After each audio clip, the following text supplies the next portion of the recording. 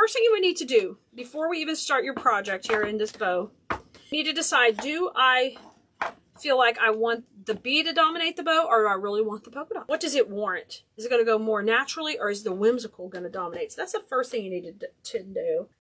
This is 20 inches, guys. That's my go-to tail length lately. So we're coming in, and we're going to make this just really simple. We've got a lot of new viewers tonight who've never made a bow, and I want them to have a win before they leave this video. Okay? 6 inches. We're going to go a little bit smaller. 6 inches used to be my go-to size for almost every wreath we sold on Etsy. So it's a good size bow. All right, I'm going to do 6 on this other side. Okay, and remember we talked about earlier, what are we going to do? What do we want to dominate our pattern? This is a super busy, busy ribbon. Okay, busy, bold. So it's going to really, really, really pop. So we don't need a ton of it. We need to calm it down a little bit. So let's start with this in the back. 1 loop, okay? Now, let's come in with our bee, which is going to tone it down a little. It's in neutral with a cute little bee. I like his eye. This is another one of those ribbons that's somewhat directional. It's not necessarily right or wrong, but if I have a tail, I don't want the tail to be upside down. Put the tail in first on this side. So I'm just going to do it a little bit different. So there's my tail, and we're going to do that tail at 16 inches. So I'll just cut between 2 of the bees. If you can do that on your ribbon anytime you have a pattern, if possible, just make it a little bit longer, a little bit shorter where you cut in between the pattern. That way you don't cut one of those little guys in half.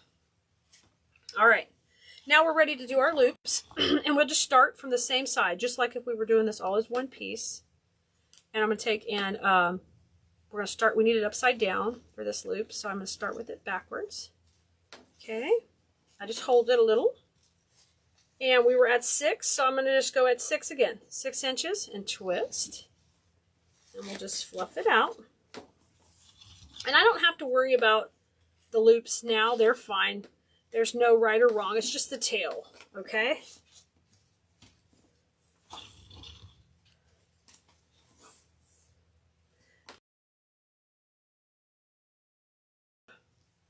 And I'll twist again. Okay, and we're going to take and space this out. Then I'm going to go 6 over here. And I will take and scrunch that down. And we can trim that off. So I've got my loops. And then we'll just add the tail on the top. All right. So don't be afraid. You can do as many cuts as you want. It's fine. The only thing with doing cuts is that these things could pull out if we don't get our center tight enough. So a little tip I will give you is you can always tack a little hot glue on there. And that helps it stay in more. With my history of doing craft shows and traveling all over the South doing them, I would always make sure things were going to hold up to children and people touching stuff. So the next thing is I'm going to come back with my little stripe dot, and we'll bring that back to the front. Okay, I'm just bringing this one back to the front. I cut that at an angle, same chevron angle cut. And I'm going to go quite a bit shorter now. I was at 20 inches and I was at 18, so now I'm at 16 inches on this tail. I'm going to come in and twist. Oops. Just keep it nice and tight. Oh, the wire poked me a little bit. I like it toned down a little. I really like to use these together. I'm going to do 5 inches. So this is going to be the same size as our little bow tie, but it's going to have the tail attached, okay? That's perfect. So let's see who can be on this recipe. Somebody shoot it out to me. Let's go. Who's paying attention? If you're doing a lot of cuts, just pop a little glue in there. All right, let's run this up beside the dowels. Gently bring that up, holding pressure with my finger while getting this taut. Okay.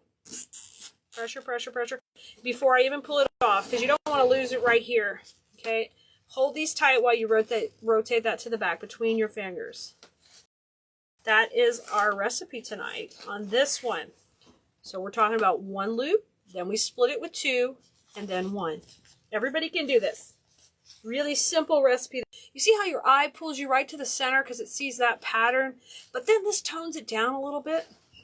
Oh, cute. Come in with our cable tie in the back. I'm going to now get it tight. Just bring it on down tight. Let's do it. Yes. Fantastic. Now I'm going to take this and trim that piece off. We don't need that into the cable tie. And then you could pick anything you want for the center. You could even come in with a ribbon that's not in here in the center. I would probably pick a solid jute. If I had one handy, I would pick just a solid to go down the middle. But since I don't, I'm going to take in... Oh, you know what I could do? I could just use the back of the bee since I have that handy. Let me just do that. It'd be less expensive to not do that. Thank you, Misty. This is just a really easy recipe. Arvina, what's the bees in the middle? Well, you know, the thing is, if I can't show the whole bee, sometimes I won't use it in the middle because he's just too wide. But look, I can just use a little bit of the jute running down the center, and that will really be the same thing. I like that. I like that in the middle. It's always fun to play in the middle and just kind of decorate a little bit. It gives you a great chance to merchandise the middle of your project. Trim those off. And there you got it. That's a really easy 1-2-1 bow. You guys can do it. Thanks, Regina.